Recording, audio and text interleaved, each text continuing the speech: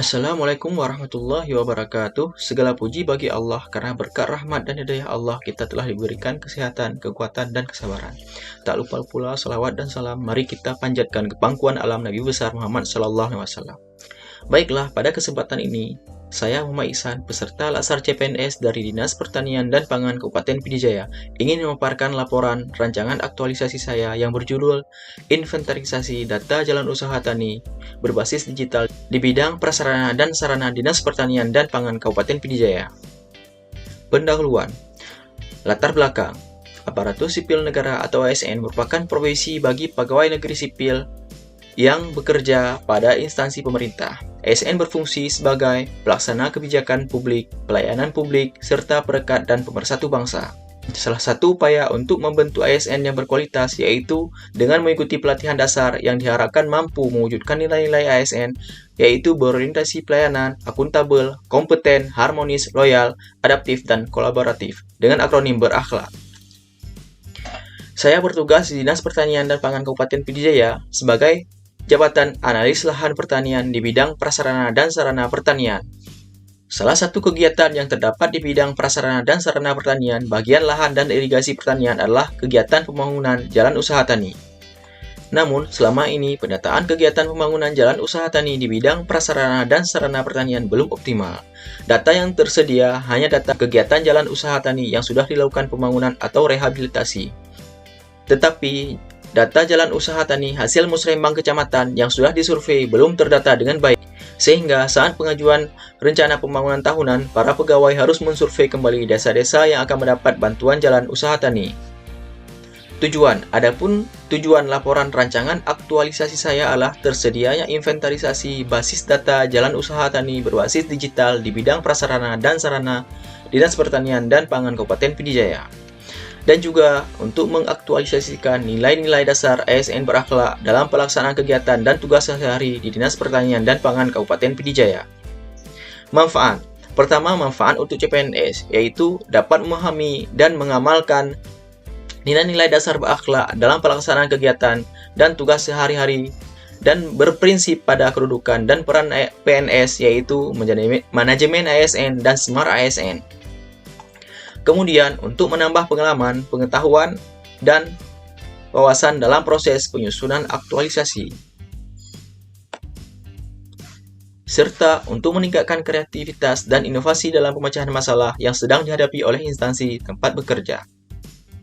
Selanjutnya, manfaat untuk instansi, yaitu untuk menguatkan visi, misi, dan nilai-nilai organisasi, serta memudahkan dalam pengumpulan dan pencarian arsip data dan laporan pelaksanaan kegiatan yang dibutuhkan sehingga memperlancar jalannya program kegiatan. Kemudian, manfaat untuk masyarakat, yaitu semakin teraturnya penataan arsip laporan kegiatan, maka pelaksanaan program kegiatan bantuan lainnya dapat dilaksanakan dengan baik. Adapun ruang lingkup aktualisasi saya dilaksanakan pada bidang prasarana dan sarana pertanian Dinas Pertanian dan Pangan Kabupaten Pidijaya yang akan diaktualisasikan pada saat off kampus dari tanggal 27 Maret sampai 31 Mei tahun 2023. Gambaran organisasi. Profil Dinas Pertanian dan Pangan Kabupaten Pidijaya. Dinas Pertanian dan Pangan Kabupaten Pidijaya merupakan perangkat daerah yang menyelenggarakan tugas dan urusan wewenang pemerintahan di bidang pertanian dan pangan. Adapun visinya yaitu menjadikan penggerak pembangunan pertanian dan pangan yang profesional demi mensejahterakan petani dengan sistem agribisnis berkelanjutan dan mewujudkan kelembagaan penyuluhan yang handal dengan memanfaatkan teknologi serta sumber daya dalam rangka pemantapan ketahanan pangan. Dan misinya yaitu 1. Meningkatkan kualitas dan kuantitas produk pertanian dan pangan melalui penerapan teknologi spesifik dan ramah lingkungan. 2. Mengembangkan usaha pertanian dan pangan dengan sistem agribisnis berbasis pedesaan.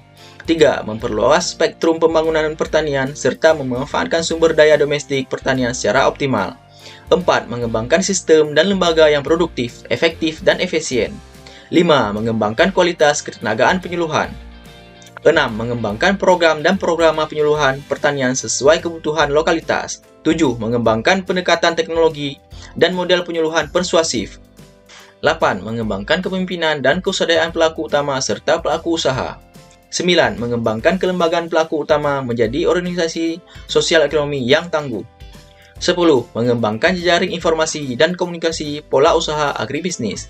11. Meningkatkan keberdayaan dan kemandirian masyarakat untuk membangun ketahanan pangan berbasis sumber daya lokal melalui pengembangan sistem dan usaha agribisnis yang berdaya saing, berkelanjutan, berkarakter, dan terdesentralisasi. Kemudian nilai organisasi. Adapun nilai organisasi Dinas Pertanian dan Pangan Kabupaten Pd Jaya itu berorientasi pelayanan, akuntabel, kompeten, harmonis, loyal, adaptif, dan kolaboratif. Selanjutnya, struktur organisasi. Dinas Pertanian dan Pangan memiliki sumber daya manusia sebanyak 176 orang yang terdiri dari PNS sebanyak 64 orang, P3K sebanyak 59 orang, dan tenaga honorer sebanyak 53 orang. Dinas Pertanian dan Pangan memiliki 1 sekretariat dan 5 bidang, yaitu pertama, sekretariat, kemudian bidang bina program, data, evaluasi, dan pelaporan. Selanjutnya, bidang tanaman pangan dan hortikultura. Kemudian bidang prasarana dan sarana pertanian, bidang ketahanan pangan, dan bidang penyuluhan. Kemudian jabatan dan uraian tugas, yaitu saya menjabat sebagai analis lahan pertanian yang mempunyai uraian tugas sebagai berikut. Pertama, mempelajari tugas dan petunjuk kerja yang diberikan atasan untuk menghindari kesalahan dalam pelaksanaan kegiatan. Kemudian mempersiapkan bahan dan peralatan sesuai dengan kebutuhan untuk mendukung kelancaran pelaksanaan tugas. Selanjutnya, melakukan kegiatan pengumpulan, pengklasifikasian, dan penilaian lahan pertanian sesuai dengan petunjuk untuk mendapatkan data yang akurat. Kemudian melaksanakan pembinaan dan pengawasan lahan pertanian berdasarkan hasil pengumpulan data untuk mengetahui jumlah luas area lahan pertanian. Selanjutnya, menyampaikan hasil pengumpulan, pengklasifikasian, dan telaahan data lahan pertanian kepada atasan untuk dapat dipergunakan oleh pihak-pihak yang membutuhkan. Membuat laporan hasil pelaksanaan tugas kepada atasan untuk mendapatkan petunjuk selanjutnya. Rancangan aktualisasi. Langkah pertama yaitu identifikasi isu. Dalam melaksanakan tugas di bidang prasarana dan sarana Dinas Pertanian dan Pangan Kabupaten Pd Jaya, saya menemukan permasalahan atau isu yang perlu dicarikan solusinya. Adapun permasalahan atau isu tersebut adalah: pertama, belum adanya basis data inventarisasi jalan usaha tani di bidang prasarana dan sarana pertanian. Selama ini, pendataan jalan usaha tani di bidang prasarana dan sarana pertanian belum optimal dan masih sebagian data tersebar pada komputer para pegawai. Kemudian belum sepenuhnya pengarsipan dokumen secara online. Pengarsipan yang dilakukan masih dengan cara menyimpan secara manual dan menyimpan pada komputer saja, dan penyimpanan juga belum tertata dengan baik sehingga ketika diperlukan memerlukan waktu yang lama untuk mencari berkas tersebut. Selanjutnya, belum optimalnya sistem informasi berbasis web di Dinas Pertanian dan Pangan Kabupaten Pd Jaya. Dinas Pertanian dan Pangan sudah memiliki website, hanya saja pengelolaannya yang belum dijalankan dengan baik. Kemudian analisis isu. Dalam menentukan satu isu utama, dalam 3 isu yang teridentifikasi, maka perlu dilakukan teknik penapisan isu. Teknik penapisan isu menggunakan USG, yaitu urgency, seriousness, dan growth. Dilakukan dengan cara menentukan tingkat urgensi, keseriusan, dan perkembangan isu dengan menentukan skala nilai 1-5. Hasil dari tabel, maka dapat dilihat hasil tapisan isu dengan menggunakan teknik USG diperoleh isu utama adalah belum adanya basis data inventarisasi jalan usaha tani di bidang prasarana dan sarana pertanian. Kemudian, dalam menganalisis isu-isu, digunakan metode analisis fishbone yang merupakan sebuah metode yang digunakan untuk membantu memecahkan masalah yang ada dengan melakukan identifikasi sebab dan akibat dari suatu keadaan. Identifikasi kategori dapat dikelompokkan ke dalam 4 unsur, yaitu surrounding, system, skill, dan supplier. Dapat kita lihat pada bagian analisisnya, terdapat beberapa penyebab yang mengakibatkan permasalahan atau isu belum adanya basis data inventarisasi jalan usaha tani di bidang prasarana dan sarana pertanian. Pertama, pada supplier, yaitu tidak ada digitalisasi dan pengarsipan dokumen data jalan usaha tani secara online, dan tidak adanya distribusi data inventarisasi jalan usaha tani. Kemudian pada sistem, yaitu data dokumen jalan usaha tani masih belum terdata dengan baik. Selanjutnya, pada skill, yaitu kurangnya kapasitas pegawai dalam menyusun data infrastruktur jalan usaha tani. Yang terakhir, pada surrounding, yaitu tidak adanya inventarisasi data dokumen jalan usaha tani. Kemudian menentukan gagasan kreatif. Adapun gagasan kreatif yang akan dilakukan untuk menyelesaikan isu tersebut dengan melakukan inventarisasi data jalan usaha tani dalam bentuk dokumen digital yang kemudian diarsipkan secara online menggunakan layanan penyimpanan data Google, yaitu Google Drive. Inventarisasi data dokumen tersebut dilakukan untuk mempermudah akses informasi terkait data jalan usaha tani oleh para pegawai dan juga diharapkan data tersebut menjadi dasar perencanaan bantuan pembangunan pertanian. Adapun kegiatan dan tahapan kegiatan dalam merealisasi gagasan kreatif adalah kegiatan pertama, mengumpulkan data dokumen jalan usaha tani. Dengan tahapannya, pertama, berkonsultasi dengan kasih bagian lahan dan irigasi pertanian terkait jalan usaha tani. Kemudian mengumpulkan data kegiatan jalan usaha tani. Selanjutnya, mengidentifikasi data dan laporan kegiatan jalan usaha tani berdasarkan kebutuhan. Kegiatan kedua, inventarisasi data kegiatan jalan usaha tani. Tahapan pertama, mengklasifikasikan jalan usaha tani yang sudah dibangun.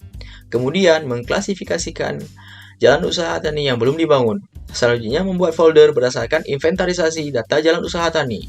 Kegiatan ketiga, penyusunan data infrastruktur jalan usaha tani. Tahapan pertama, membuat daftar data infrastruktur jalan usaha tani menggunakan Google Sheet.